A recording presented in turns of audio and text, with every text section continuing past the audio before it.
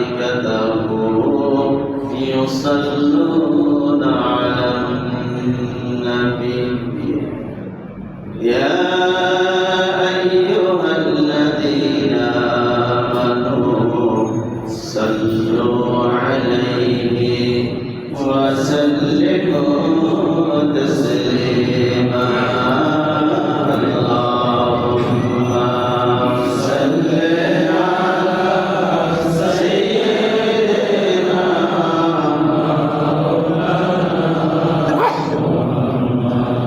وعلى آل سيدنا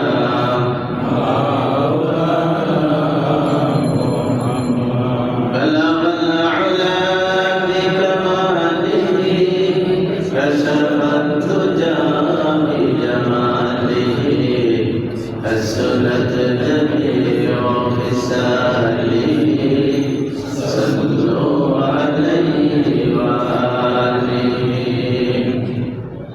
الحمد لله আল্লাহ পাকের রহমত ইহসান মুদার করুন যিনি আপনি আমাকে এই ধৈর্যপূর্ণ অবস্থায় অনেকেই বাসা বাড়িতে বের হতে পারতেছেন না এক তো পানি দ্বিতীয়ত যানবাহনেরও যদি একটু বেশি চলাচল থাকতো হয়তো এরপরে যানবাহন ব্যবহার করেও বাইর হওয়া যাইত নিজেও দীর্ঘক্ষণ দাঁড়িয়েছিলাম আল্লাহ পাকের মেহেরবানি আপনাদের দোয়া আল্লাহ পাক আজকে এই মাহে মুহররমের প্রথম জুমায় আল্লাহর ঘরে আসার বসার হাজির হওয়ার মতো হায়াত দিয়েছেন সুস্থ রাখছেন যতটুকু পারছি চেষ্টা করছি পরিবেশকে আল্লাহ পাক আমাদের অনুকূলে দিয়েছেন ঘরে আসতে বসতে পারছি কালিমাতুর শুকর আদায় করি বলে আলহামদুলিল্লাহ আজকে হিজরি বৎসরের নতুন একটা বৎসর 1446 হিজরি সাল শুরু হয়েছে এর ভিতরে প্রথম মাস এই প্রথম মাসের প্রথম সপ্তাহ প্রথম জুমা 5ই মুহররম 1446 হিজরি 2 শ্রাবণ 1431 সন বাংলা ইংরেজিতে তো অনেকেরই জানা আজকে কয় তারিখ এটা জানা নাই 12ই জুলাই 2024 আল্লাহ পাক আপনি আমাকে ধর্মীয় লাইনে ধর্মীয় পথে সপ্তাহের ঈদ জুমার দিন একত্রিত হওয়ার সুযোগ দিয়েছেন তাতে আমরা খুশি না সবাই অন্তর থেকে সবাই বলে আলহামদুলিল্লাহ কোরআনুল কারীমের একটা আয়াত কোরআনের ভিতরে পাঠ করছি এক শাব্দিক অর্থ হলো এরকম মাসের গণনা আল্লাহর কাছে তার কিতাবের ভিতরে কিতাব কোনটা কিতাব সন্দেহ আছে তার ভিতরে কোনো সন্দেহ নেই আল্লাহ পাক নিজে বলতেছেন মাসের গণনা আল্লাহর নিকট তার কিতাবের ভিতরে 12টা মাসকে তিনি নির্ধারিত করেছেন বলে আলহামদুলিল্লাহ এই নির্ধারিতটা কখন আল্লাহ পাক নিজে বলে দিয়েছেন শাব্দিক অর্থ থেকে আমরা বলে বুঝলো ইয়াউমা খালাকাস সামাওয়াতি ওয়াল আরদ ইয়াউমা মানে দিন খালাকা মানে সৃষ্টি করেছেন আসমান সমূহ এবং জমিনকে যে দিনে আল্লাহ পাক আসমান এবং জমিনকে সৃষ্টি করেছেন সেই দিনে আল্লাহর কাছে মাসের গণনা তিনি নির্ধারিত করেছেন কয় মাস ইসনা আশার ইসনা শব্দের অর্থ 2 ইসনাই আশার শব্দের অর্থ 10 আর 2 মিলে 12 মাসের সংখ্যা কয়টি 12টি আল্লাহু আকবার মিনহা আরবাআতুল হুরুম আল্লাহ পাক নিজে বলতেছেন এই 12 মাসের ভিতরে আমি আল্লাহর কাছে 4টি মাস বড় সম্মানিত সুবহানাল্লাহ 4টি মাস বড় সম্মানিত মাস এই 4টি মাসের ভিতরে সম্মানিত মাসের ভিতরে প্রথম মাসটা মাহে মুহররম আমরা এই সম্মানিত মাসটা পাইছি প্রথম জুমা পাইলাম প্রথম সপ্তাহ পাইলাম নতুন একটা সাল পাইলাম আল্লাহর কাছে আমরা আশা করি আল্লাহ পাক সুন্দর করে বৎসর চন্দ্র বৎসরটা চন্দ্র ক্যালেন্ডার অনুযায়ী শুরু থেকে সুন্দর করে শুরু করে বৎসরের শেষ পর্যন্ত আল্লাহর বিধান অনুযায়ী রাসূল করিম সাল্লাল্লাহু আলাইহি ওয়াসাল্লামের সুন্নাত আর আদর্শ অনুযায়ী পরিচালনা করে ইমানটুকু নিয়ে যেন কবরে যাওয়ার আল্লাহ পাক তৌফিক দান করেন। সবাই বলি নাই আমিন? আল্লাহুম্মা আমিন, আল্লাহুম্মা আমিন। আল্লাহ তুমি কবুল করো। আল্লাহ, মাহে মুহররম একটা সম্মানিত মাস। কবে কবে কবে থেকে সম্মানিত? হ্যাঁ, এই ভুলে গেছি আয়াতের অর্থটা। ইয়াউমা খালাকাস সামাওয়াতি ওয়াল আরদ, যেদিন থেকে আল্লাহ পাক আসমান এবং জমিন এই পৃথিবীকে সৃষ্টি করছেন, সেদিন থেকে এই চারটা মাসের ভিতরে মাহে মুহররম সম্মানিত। এটা হলো কোরআনের বর্ণনা। এরপরে আমরা যায়ের ভিতরে করি আল্লাহ পাকের এই বর্ণনার পরে এই আল্লাহ পাকের এই আয়াতের সাথে মিলে গেছে পৃথিবীর অনেক ঘটনা। কিন্তু মাসের সম্মানের ঘোষণাটা আল্লাহ পাক যেদিন আসমান এবং জমিনকে সৃষ্টি করছেন, সেদিন থেকে এই মাসটাকে সম্মানিত মাস বলে ঘোষণা করছেন। এরপরে এই পৃথিবীর ইতিহাসে বিভিন্ন হাদিসের ব্যাখ্যা এবং বিভিন্ন আল্লাহর বিশেষ বুজুর্গদের কিছু কাশফ, যদিও কাশফ আল্লাহর ওলিদের কাশফ শরীয়তের দলিল না, উম্মতের জন্য মানা জরুরি না, তবে এর ভিতরে অনেক শিক্ষণীয় ঘটনা আল্লাহ পাকের ওলিদের কাশফের ভিতরে আল্লাহ পাক রেখে দিয়েছেন। সেই কাশফ অথবা হাদিসের ব্যাখ্যা থেকে অনেকগুলি ঘটনা এই মাহে মুহররম এবং বিশেষ করে আশুরার দিন। একটু আগেই বলছি, আশারাতুল শব্দের অর্থ 10, এখান থেকে আশুরা অর্থাৎ মাহে মুহররমের 10 তারিখ, 10ই মুহররম। এই দিনটার ভিতরে, এই তারিখটার ভিতরে আল্লাহ পাক তো এমনিতেই মাহে মুহররমকে সম্মানিত বলে ঘোষণা করছেন। কিন্তু এই মাসের এই তারিখের ভিতরে সৃষ্টির শুরু থেকে শেষ পর্যন্ত হাদিস এবং কোরআনের তাফসীর এবং ব্যাখ্যা অনুযায়ী হযরতে দার্শনিক উলামায়ে কেরাম আল্লাহর ওলি গাউস কুতুবদের কাশফ অনুযায়ী অনেকগুলি ঘটনা এই পৃথিবীর বুকে সংঘটিত হয়েছে। এর ভিতরে কিছু মানুষের কল্যাণকর ঘটনা আছে। এক কথায় বলা হয় ভাঙ্গা গড়ার পৃথিবীর অনেক ঘটনা, ভাঙ্গা আর গড়ার পৃথিবীর অনেক ঘটনা এই মাহে মুহররমের 10ই মুহররম এবং অনেক ঘটনাগুলি তারিখ হিসাবেও মিলে গেছে। জুমার দিন শুক্রবার, সুবহানাল্লাহ, জুমার দিন শুক্রবার। আমরা ইনশাআল্লাহ ধারাবাহিকভাবে সময় হলে আলোচনা করব, যেহেতু অনেকগুলি ঘটনা, বিশেষ বিশেষ কিছু ঘটনার সংখ্যাও আজকেও তাফসীরের ভিতরে দেখতেছিলাম, হাদিসের ব্যাখ্যায় দেখতেছিলাম 16 থেকে 17টা বিশেষ বিশেষ ঘটনার তালিকা তারা বিভিন্ন কিতাব থেকে এনে বর্ণনা করছেন। এর ভিতরে একটা প্রথম, আমরা মানুষ, এই মানুষ সৃষ্টির ঘটনাটা আল্লাহ পাক ঘটাইছেন। মানুষ সৃষ্টি, আমরা যদি না হইতাম তো আর কিছু জানা পড়া কিছুই দরকার ছিল না। আল্লাহ পাক মানুষকে বানাইছেন। এই মাহে মুহররমের 10 তারিখের ভিতরে সৃষ্টির কমপ্লিট করছেন। কোন কোন বর্ণনা পাওয়া যায় আদম আলাইহিস সালাতু ওয়াস সালামের অন্তরে আল্লাহ পাক যে তিনটায় জান দিলেন, প্রাণ দিলেন, তার সৃষ্টি জগতের কুদরতের পরিপ্রকাশ যখন ঘটানো শুরু করলেন, হযরত আদম প্রাণের অধিকার হলেন। সেই মাসটাও ছিল মাহে মুহররম, তারিখটা ছিল ওই 10ই মুহররম, দিনটা ছিল জুমার দিন। সুবহানাল্লাহ। পৃথিবীর সৃষ্টি, মানুষের সৃষ্টি এখান থেকে শুরু, মাঝখানে অনেক ঘটনা। এর ভিতরে আরেকটা আমরা হাদিস কোরআনের দ্বারা বিশেষ শুদ্ধ বর্ণনার দ্বারা জানতে পারছি, পৃথিবীর একদিন থাকবে না। থাকবে? যত শক্তি তার ভিতরে ব্যবহার করি, যত শক্তির আশ্রয় প্রশ্রয় আমরা গ্রহণ করি, আর যত শক্তিশালী মার্কেটিং আমাদের বিল্ডিং গুলা বানাই, ফাউন্ডেশন যত মজবুতই হোক, একদিন এই পৃথিবীকে ধরে রাখা সম্ভব। বিশ্বাস আছে তো? বিশ্বাস আছে না? কম আছে? কমতি নাকি? যতই শক্তি ব্যবহার করি আমরা এই পৃথিবীকে ধরে রাখতে পারবো না, কারণ আমরা মুসলিম, আমরা মুমিন, আমরা বিশ্বাসী। এই বিশ্বাসীদের একটা অংশ হলো যারা কিয়ামতকে বিশ্বাসী করে। পরকালে বিশ্বাস না করলে, কিয়ামতে বিশ্বাস না থাকলে ইমানদার বলে পরিচয় দেওয়া কি নাই? তাহলে কিয়ামতের বিশ্বাস আছে তো? কিয়ামতের বিশ্বাস আছে। কিয়ামত হবে, এই সময় পৃথিবী কিছু থাকবে, আসমান আর জমিন কিছুই থাকবে না। তাহলে আমরা বুঝতে পারি এই পৃথিবী এবং পৃথিবীর মানুষের সূচনা আল্লাহ পাক এই মাসের ভিতরে মাহে মুহররমের 10 তারিখেই করেছেন। পৃথিবীটা একদিন শেষ হয়ে যাবে, মানুষ সহ পৃথিবী থাকবে না, মানুষ থাকবে। আমরা তো আছি পৃথিবীর আশ্রয়ে, আসমান জমিনের আশ্রয়ে আমরা বেঁচে আছি। পৃথিবী থাকবে না, আসমান জমিন থাকবে না, আমরা আমাদেরও থাকার কি নাই? আমাদেরও থাকার কষ্ট লাগে বলতে, আমাদেরও থাকার মায়া পৃথিবী চার থেকে মনে চায়।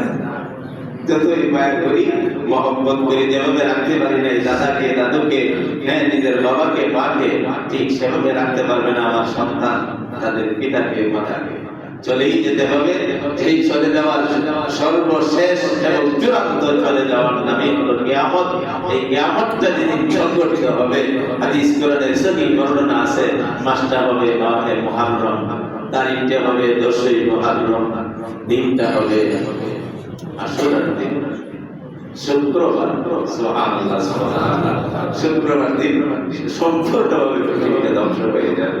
বলে পৃথিবীর শুরু এবং শেষ এবং মাঝখানে আরো অনেক ঘটনা এই বাংলা করার পৃথিবীতে হয়েছে।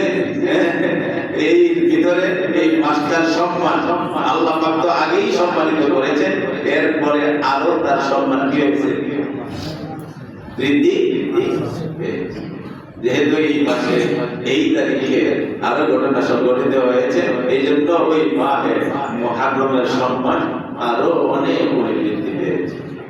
সেই বাংলা করার ধারাবাহিকতায় সবচেয়ে মুসলিম সমাজে, মুসলিম বিশ্বে আরেকটা ঘটনা যেটা মানুষের অন্তরে রেখাপাত করে, বড় বেদনা দেয়, বড় কষ্ট দেয়, সেটা হলো আল্লাহ আল্লাহ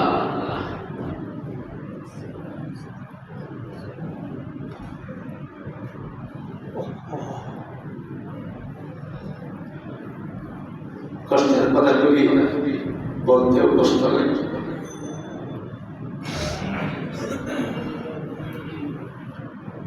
মাত্র এই বিশ্বের সৃষ্টির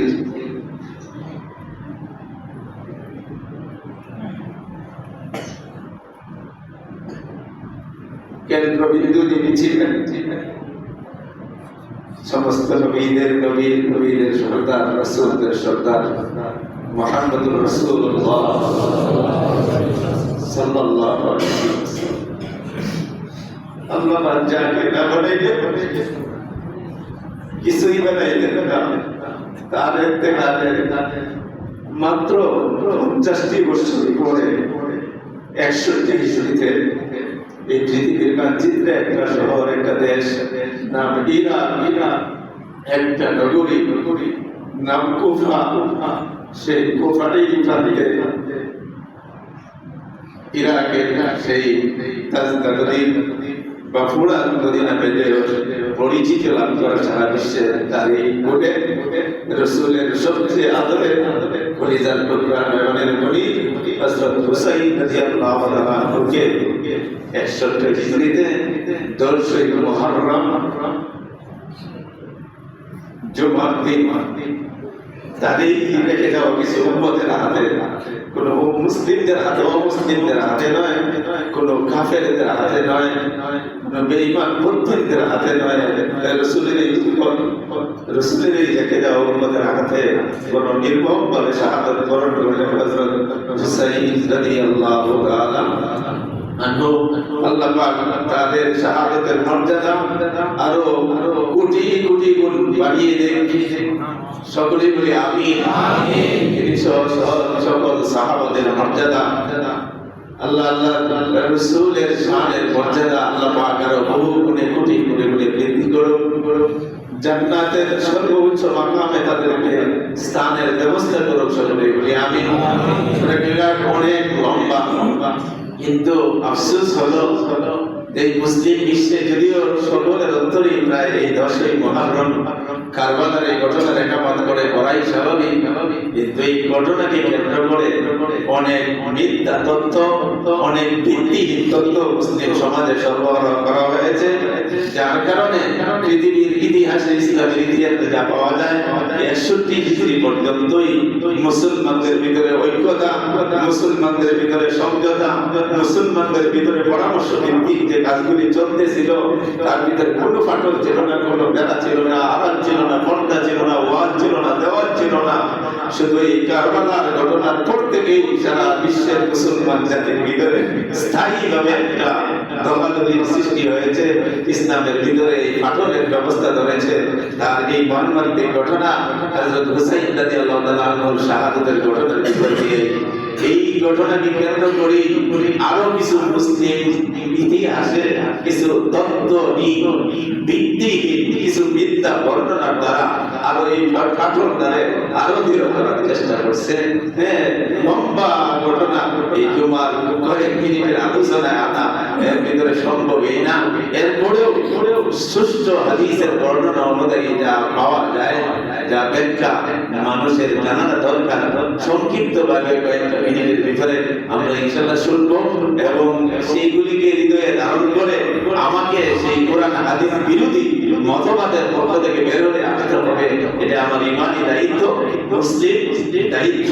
দলাদলি মতভেদ করতে পারবো, একটা ক্ষেত্রকে ঠিক রেখে আমি একটা মুসলমান হিসাবে আমার ইসলামটাকে ঠিক রাখতে চাই, মুমিন হিসাবে আমার ইমানটাকে ঠিক রাখতে চাই। সর্ববড় টার্গেট, সর্বপ্রধান টার্গেট একজন মুসলিমের তাই এবং তা হওয়াই উচিত। দলাদলি হবে যতদিন পৃথিবী আছে, যতদিন মানুষ থাকবে দলাদলি, বলাবলি, মারামারি, কাটাকাটি চলবে। হক আর বাতিলের সংঘাত শুধু আমাদের জমির বেলাই নয়, হযরত আদম আলাইহিস সালামের যুগ থেকেই শুরু হয়েছে এই হক আর বাতিলের সংঘাত, সত্য মিথ্যার দ্বন্দ্ব, ন্যায় অন্যায়ের ভিতরে পার্থক্য। এইগুলি হযরত আদম আলাইহিস সালামের থেকেই শুরু হয়েছে। আমরা ঘটনা ইসলামের ইতিহাস পড়ি দেখব, রাসূল করিম সাল্লাল্লাহু আলাইহি ওয়াসাল্লাম পৃথিবীতে আসলেন, নবুয়ত পাইলেন, দেখলেন সারা বিশ্বের, শুধু মুসলমানদের ভিতরে নয়, সারা বিশ্বের ভিতরে রাজ্য পরিচালনার একটা ধারা সবটা ছিল সারা বিশ্বে। খুব মনে রাখি, সারা বিশ্বের রাজ্য পরিচালনের ভাবধারা ছিল। আমাদের ইতিহাস পড়ুন, দেখবেন অনেকের জানা আছে বংশতান্ত্রিক,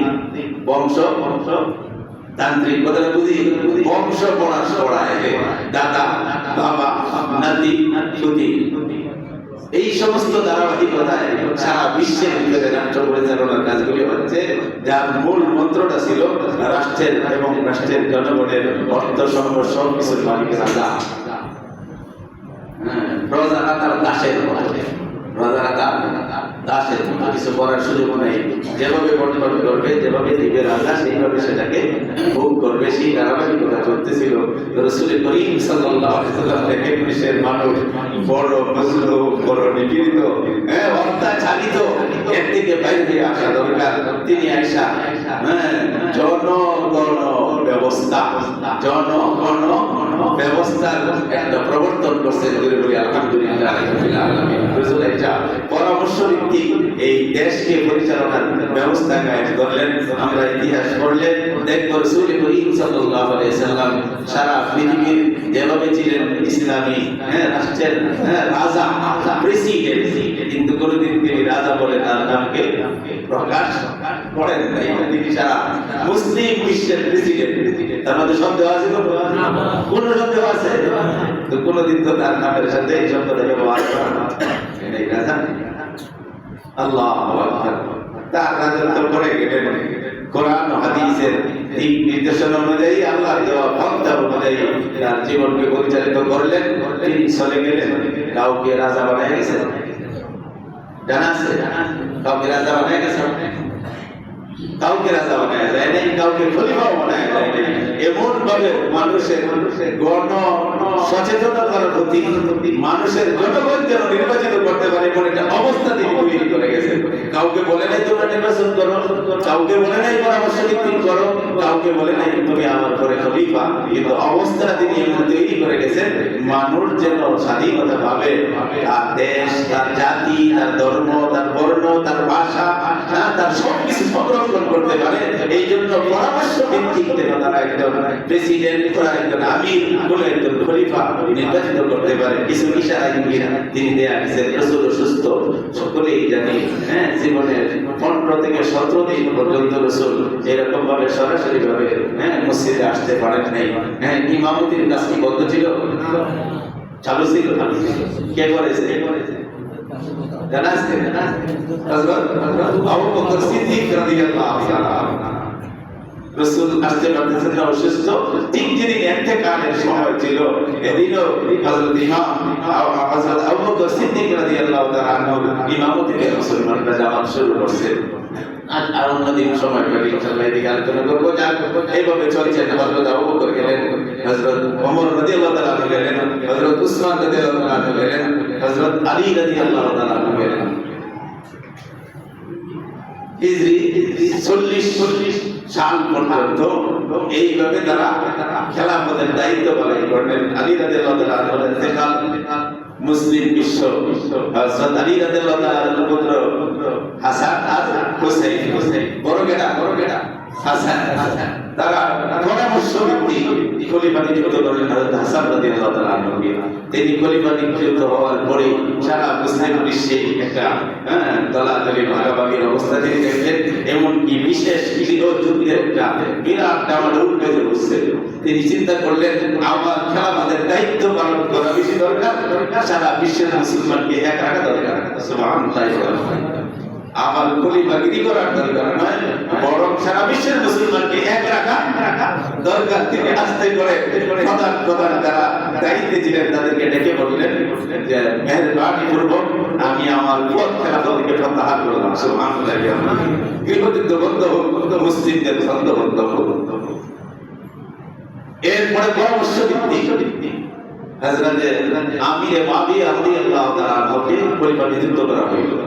কোন মুসলমানদের ভিতরে সামান্যতম কোন রকমের দ্বন্দ্ব, কোন রকমের ফাটল না ছিল ব্যক্তিগতভাবে, না ছিল পারিবারিকভাবে, না ছিল সামাজিকভাবে, না ছিল জাতিগতভাবে। যদি থাকতো হযরত আমির মুআবিয়া রাদিয়াল্লাহু তাআলা আনহু 20 বছর পর্যন্ত এত সুন্দরভাবে কোরআন এবং হাদিস অনুযায়ী রাষ্ট্র পরিচালনা করতে পারতেন না। কোন রকমের সমস্যা ছিল না।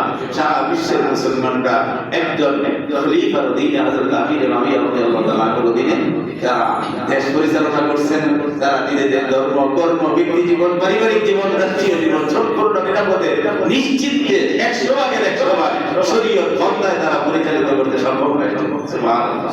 কোন রকমের সমস্যা ছিল না। মানুষ মরণশীল চলে যাবে, তারও ইন্তেকালের সময় যেন খুব বেশি অসুস্থ হয়েছে। মুসলিম বিশ্বের ইতিহাস করুন, মুসলিম বিশ্বের জড়তর গণ মানব ব্যক্তি ছিল, গণ্যমান্য ব্যক্তি ছিল, যারা বিচক্ষণ দূরদর্শী ছিল, তাদের সাথে পরামর্শ করে বললেন যে আমি অসুস্থ, আমার দ্বারা মনে হয় আর বেশি দিন এই রাষ্ট্র চালানো, এই বিশ্বকে পরিচালনা করা সম্ভব না, আপনারা একদম খলিফার ব্যবস্থা করুন। তাদের পরামর্শ অনুযায়ী বিশ্ব মুসলিমের গণ্যমান্য ব্যক্তিদের পরামর্শ অনুযায়ী খলিফা নিযুক্ত হয়েছি। তার একটা প্রমাণ আপনি ইতিহাস করুন। ইয়াজিদকে খেলাফতের দায়িত্ব দেওয়ার পরে প্রায় সমস্ত মুসলিম বিশ্ব একচেটিয়া তার খেলাফতকে গ্রহণ করে নিয়েছে। পরামর্শ ভিত্তিক যদি না হইতো তারা তার খেলাফতের দায়িত্ব গ্রহণ মাইনে নিত না, তারা বিদ্রোহ করতো, পার্টি বিদ্রোহের সংবাদ তাদের কাছে আসতো। শুধু সারা বিশ্বের ভিতরে একটা এলাকা, এই এলাকার নাম ইরাকের কুফা। এই কুফার মানুষগুলা তো সম্ভব হইল না। এর ভিতরে এই রসুলের আগের কিছু গল্প পাওয়া যায়। রসুলের আগে নাকি বলছিলাম বংশ তান্ত্রিক শব্দটা মনে আছে না? এটার মধ্যে কিছু গল্প পাওয়া যায়। রসুল থেকে বাইরে আসছে, এইটা করাটা এগুলো না। কুফার মানুষ বিক্রিয়া করছে, আপনার খেলাফত মানা হবে না। অথচ সারা বিশ্বের মুসলিমরা মেনে দিয়েছিল। আল্লাহু আকবার। হযরত হুসাইন রাদিয়াল্লাহু তাআলা এর আগে হাসান নাই, হুসাইন রাদিয়াল্লাহু তাআলা দেখলেন এই যে মুসলিমদের ভিতরে ফাটল, এটাও তো আমার ভাই বন্ধ করছে, নিজের খেলাফতের দায়িত্ব সাইডে দিছে, এই দ্বন্দ্ব কিভাবে নিরসন করা যায়। পরামর্শ করলেন, মদিনা থেকে মক্কায় হিজরত করলেন।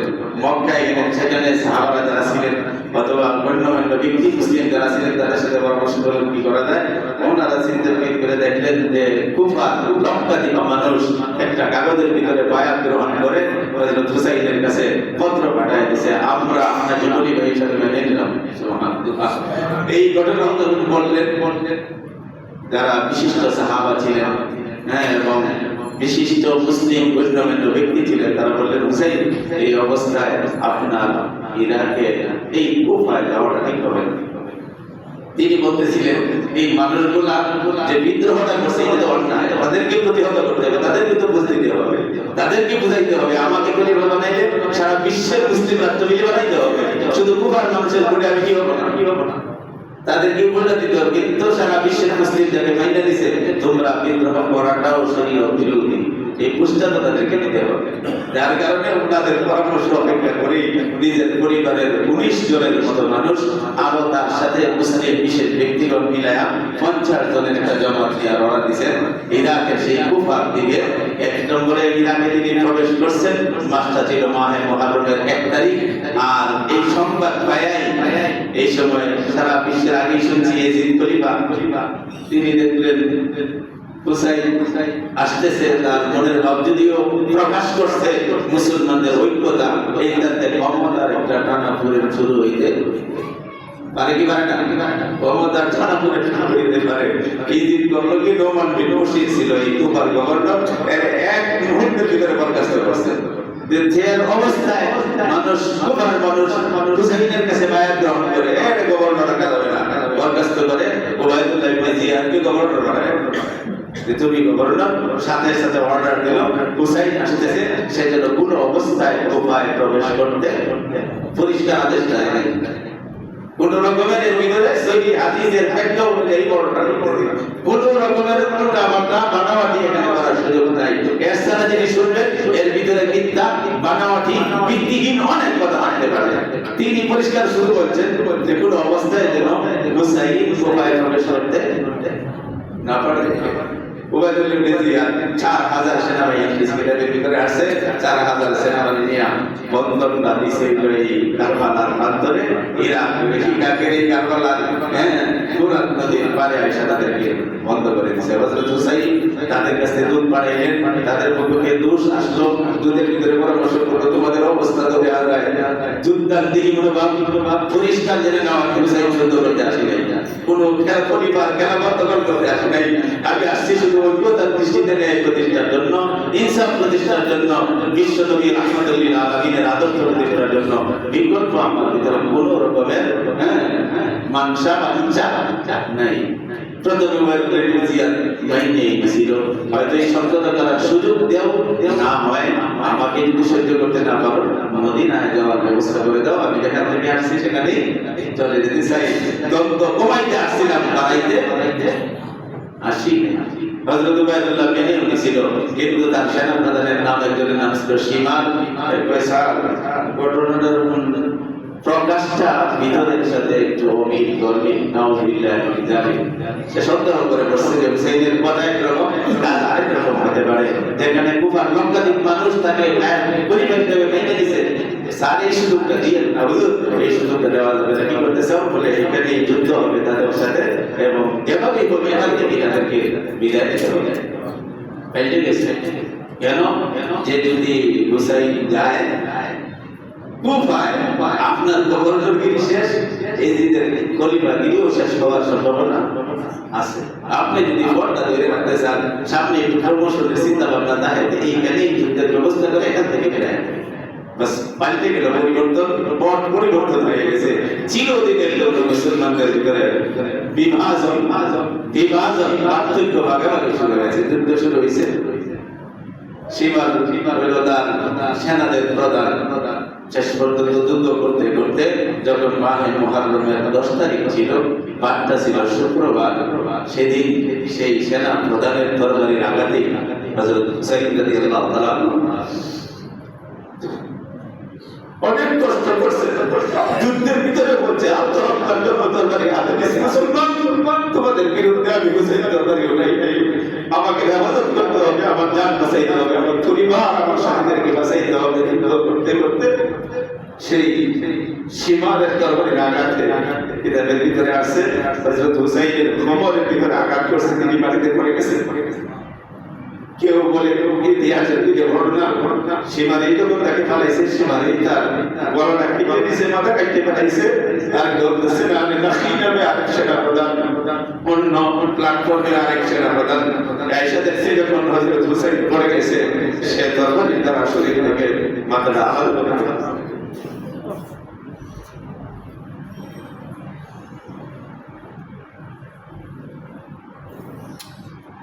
পরবর্তী সপ্তাহে যেটা থেকে শুরু হয়েছে,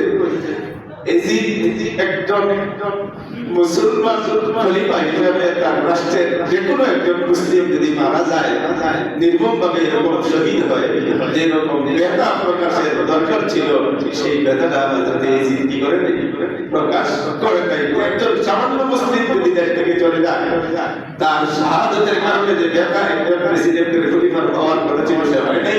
কিন্তু হযরত হুসাইন তো একজন সাধারণ মুসলিম ছিলেন, তিনি তো ছিলেন হযরত রাসূল করিম সাল্লাল্লাহু আলাইহি ওয়াসাল্লামের কলিজার টুকরা ফাতেমার সন্তান হযরত খলিফাতুর রাবিয়া হযরত আলী রাদিয়াল্লাহু তাআলা একজন ইসলামের বিশেষ খলিফার সন্তান, রাসূলের কলিজার টুকরার একটা অংশ হযরত হুসাইনকে তিনি শহীদ করছেন।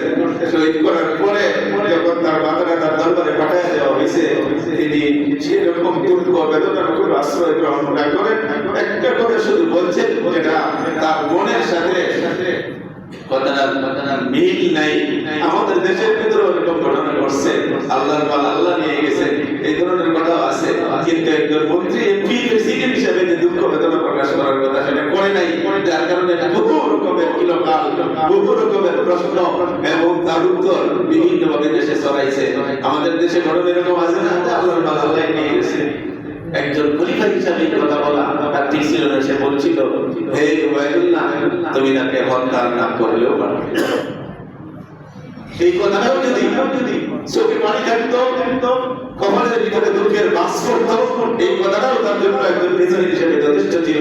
কিন্তু সেই দুঃখের ভাব আর চোখের পানিও নাই, কপালের ভিতরে কোনো বাস নাই, দুঃখের কোনো লেশ মাত্র তার চেহারার ভিতরে ছিল না।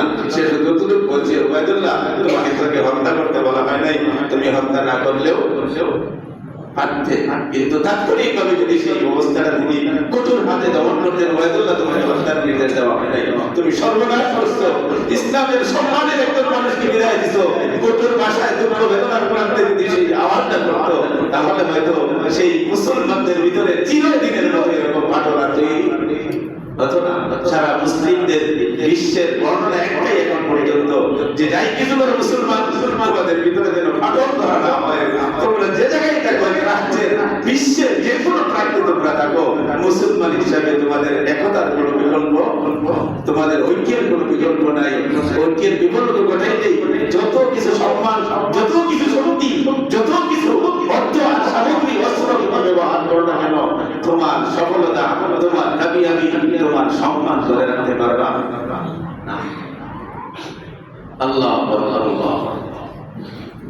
আমাদের যতটুকু শুনলাম, নিশ্চয়ই মুসলমানদের ব্যথার কারণ, কিন্তু ব্যথার কারণটা সহি বর্ণনা অনুযায়ী এভাবেই সংঘটিত হয়েছে। এর জন্য অনেকেই সবচেয়ে বড় জঘন্যদের কাজটা করে আমাদের মুসলিম সমাজের ভিতরে আছে আমিরে মাবিয়া রাদিয়াল্লাহু তাআলা আনহু, যাদের নামের সাথে আল্লাহ পাক এই শব্দটা লাগাইছে মুসলমান সাবধান। আমিরে মাবিয়া শব্দটা কি বলছি শেষে? রাদিয়াল্লাহু তাআলা আনহু। আল্লাহ পাক তাদের উপরে রাজি হয়ে গেছেন, সুবহানাল্লাহ। আল্লাহ পাক তাদের উপরে রাজি হয়ে গেছেন। তারা মাসুম ছিলেন না, কিন্তু মাহফুজ শব্দটা আছে। আল্লাহ পাক নিজের কুদরতি হাতের দ্বারা তাকে মাহফুজ সংরক্ষিত রাখতেন কিনা বলেন, সুবহানাল্লাহ। অতএব সাহাবী সম্পর্কে এরকম ঢালাও ভাবে মন্তব্য করা, তাদের শান আর মান আর ইজ্জত আর প্রেস্টিজ যেখানে আছে, আমি কোন দেশের কোন মুসলিম নাগরিক, আমার কথায় কি আসে যায়, কিছু ব্যক্তিবর্গের সমালোচনায় কি আসে যায়, যাদেরকে আল্লাহ পাক এত মর্যাদা দান করেছেন, কিছুই তাদের হবে না। বরং যদি কেউ জিদ করে রাগ উৎসাহে কন্ট্রোল করতে না পেরে আমাদের এই টাইলস করা ওয়ালটার মধ্যে লুস মারে আশা করি মোটামুটি টাইলসগুলো শক্ত বড় সুন্দর করে লাগানো হয়েছে, শক্তভাবে লাগানো হয়েছে। টাইলসের মধ্যে তেমন একটা ক্ষতি আপনার মাথার দ্বারা হবে না, তবে বন্দা বিশ্বাস করে না মাথাটা হাইতে যাওয়ার সম্ভাবনা। সাবধান মুসলমান, সাহাবাদের সম্পর্কে যদি কোন রকমের মন্তব্য সামান্যতম করো, তাদের শানার মান আগেই বলেছি, সামান্যতম তাদের শানার মান কমাইতে পারবে না। যে শানার মান আর ইজ্জত আর বেশি স্বয়ং আল্লাহ দিয়েছেন, যাদের সার্টিফিকেট স্বয়ং আল্লাহ দান করেছেন, যাদের ক্যারেক্টার সার্টিফিকেটের প্রদানকারী স্বয়ং আল্লাহ। তুমি আমি কে, কিভাবে তাদের সম্পর্কে মন্তব্য করো? তিনি বোধহয় এখানে কিছু সহযোগিতা করেছেন। নাউযুবিল্লাহ মিন যালিক, তিনি না করলে হয়তো পৃথিবীর অবস্থা এমন নাও হতে পারে। কখনো এরকম মন্তব্য করা কি হবে না, ঠিক হবে না। মুহররমের দিন রোজা রাখা, রাসূল মক্কায় থাকতে কাফেররা জাহিলি যুগে আশুরার দিন রোজা রাখতো। যেহেতু মাসটা আগেই হচ্ছে মুহররম সম্মানিত, রাসূল তাদের সাথে মক্কায় রোজা রাখে। মদিনায় হিজরত করলেন, ইহুদির পুরা গোষ্ঠী রোজা রাখে। রাসূল জিজ্ঞাসা করলেন, আমরা মুসলমানরা রোজা রাখি, তোমরা কেন রাখো? হুজুর, এই দিনটা বড় সম্মানের, বড় ইজ্জতের কারণ কি? হযরত মুসা আলাইহিস সালাম যখন মিশর ছেড়ে মাদায়েনে যাইতেছিলেন, সামনে ওই দরিয়া নদী পড়ছিল, সেই নদী নিরাপদে হযরত মুসা বনি ইসরাইলের 70,000 নবীর সর্দার বনি ইসরাইল মুসলমান অনুসারীদেরকে নিয়ে নিরাপদে নদী পার হয়ে আসছেন।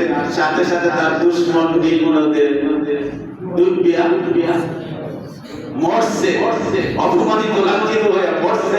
আমার কাছে মুসা আলাইহিস সালামের বড় ইজ্জত আর সম্মান, সেই হিসাবে এই দিন তার শুকরিয়ার দিন মুসা আলাইহিস সালাম রোজা রাখতেন, আমরাও রোজা রাখি। আল্লাহর রাসূল বলে, মুসার সাথে আপনার সম্পর্ক বেশি, তোমরা যদি রোজা রাখো আমরা বেশি হতাম। তিনি তো আগেই রোজা রাখতেন। এই দিন থেকে আদেশ করলেন, এই মুসলমান উম্মতে মুহাম্মদে সাহাবারা, তোমরাও আশুরার দিন রোজা রাখো, আল্লাহ পাকের বড় সম্মানের মাস, সম্মানের দিন। অতএব আমিও রোজা রাখি, তোমরাও রোজা রাখো। আমরা ইনশাআল্লাহ রোজা রাখবো তো? রোজা রাখার ভিতরে একটা বলছেন খালিফু ফিহি ইহুদ, ইহুদরা একদিন রোজা রাখে, তোমরা 2 দিন রোজা রাখো। তোমরা কয় দিন? 2 দিন। নিয়ম কি? আগের দিন 9 মুহররম, 10 মুহররম, অথবা শেষের দিন 10 মুহররম, 11 মুহররম। তারিখ জানা আছে? তারিখ কেউ আমি সন তারিখ হিসাবে প্রথম আইসাই বলছি। আজকে হলো মুহররমের 5 তারিখ। 10 তারিখ কি হবে? ইংরেজি মাস 17 জুলাই, রোজ বুধবার 10 মুহররম। যারা 2টা রোজা রাখবো আল্লাহর রাসূলের নির্দেশ অনুযায়ী, বুধবার দিন, মঙ্গলবার দিন আগের দিন রাখলাম, অথবা বুধ বৃহস্পতি শেষের দিন রোজা রাখলাম। আশা করা যায় আল্লাহর রাসূল বলছে, আমি আল্লাহর কাছে আশাবাদী 1 বছর পূর্বের গুনাহ আল্লাহ মাফ করে দেবেন। যারা পারি এই দিন আল্লাহর রাসূলের হাদিসে আসছে, তোমরা পরিবার পরিজন নিয়ে নিজেরা একটু আলাদা খাওয়া দাওয়ার ব্যবস্থা করো।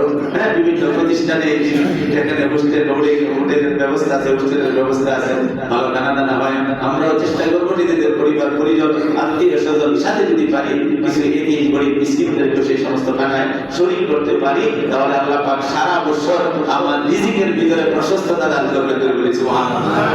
একদিন ভালো করে নিজেরাই খাবো, আমার বাচ্চা কাচ্চারে বউ বাচ্চা নিয়ে খাবো, আত্মীয় স্বজনদেরকে নিয়ে খাবো, গরিব মিসকিনদের নিয়ে খাবো, মিসকিন গোলাবানদেরকে নিয়ে খাবো।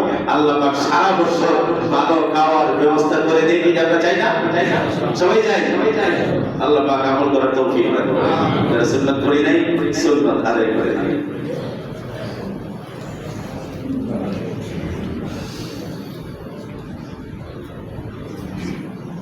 আল্লাহ